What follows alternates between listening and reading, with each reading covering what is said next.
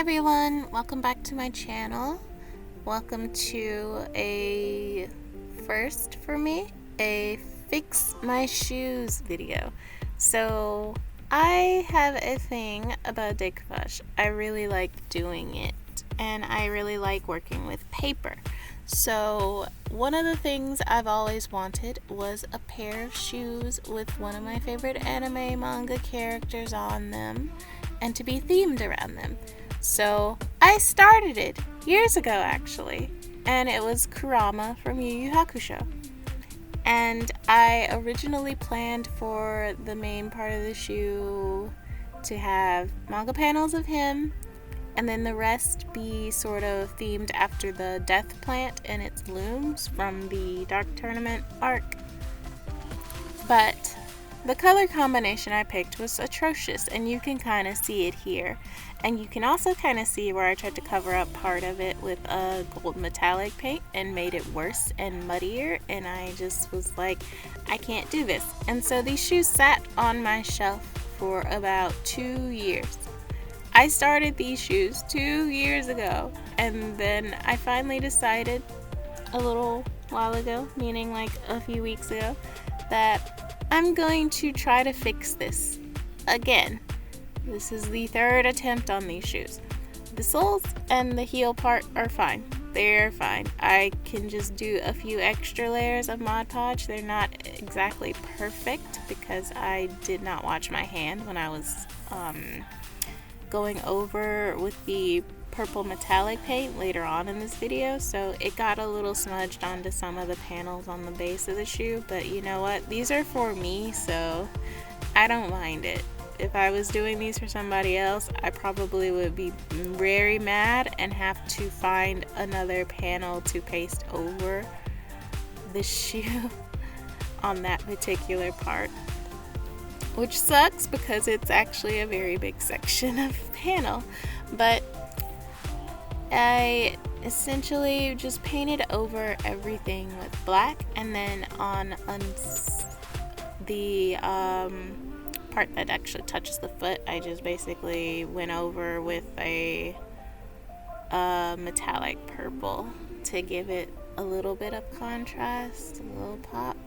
So these shoes are a labor of love and also a cautionary tale of there are times when you'll mess up and you'll throw something in the corner for a good long while, and eventually you will find a way to correct it, make it better, or work with what it is to make something better out of it. So in this case, it was definitely a work with what I had to make it look better than it was. I just needed time to think away from it to figure out what to do. And it might seem like it was really simple to just paint all over it in black, but trust me, I had like 15 other things I thought of first, and all of them sounded stupid. So I originally was going to just do like a few panels for the shoe, or just like straight up draw him onto the shoe, but I have a lot of old Shonen Jump, Shoujo Beat, and Yen Plus magazine issues, and so, oh my god, they're not magazines, why did I call them that? But I decided to just go through, because I at this point haven't looked at them in many years. I had these from, if they're from 2009, they were from high school probably, or right before. So I'd forgotten what would be serialized in them. Like the only ones I assumed would still be there would be like Naruto and One Piece and maybe Bleach. And yeah, those are all in there because One Piece has been running for forever and Bleach was in its Wako Mundo arc at the time. So maybe that would be middle school then, because you know what? I'm getting Bleach timelines mixed up. Because I have like a lot of the anime volumes on my shelf. So I'm trying to remember exactly the timeline of when the anime got made to when the manga was in the publication in this particular arc. But I think I came across Yu Yu Hakusho in them, and I was like, yeah, I'm gonna get these. So that's probably the only reason I bought these Shonen Jumps in the first place. But they're in the Three Kings arc in these volumes, so I was like, there's plenty of Kurama. If I decide to do Hiei themed shoes later on, I have plenty of Hiei and Yusuke. I can't remember Kuwabara's in them as much, but there's just a heavy prominence of Yusuke, Hiei, and Kurama in these. And so I also just kind of went through everything and cut panels based on characters. So whichever panel looked best at the time, I would just decide between the front and the back and be like, okay, let's just do this. And with Bleach, it was a lot of fun because I came out with some panels of Loopy. And oh my god, I love to hate Loopy. I love to hate him so much. He has such a good character design, but he's such a terrible thing. Oh my god. So I have him and Grimmjow. I even got some Sile out of these volumes. And I'm hoping to do the same with a couple of my shoujo beats because they have a lot of Nana and Vampire Knight in them, and I know those are well, Nana has always been popular. Vampire Knight having a resurgence in the 2020s is not something I expected, because I was like following I was following the manga as it was released each month, and I was like into it. And then I hit a specific point when with Zero and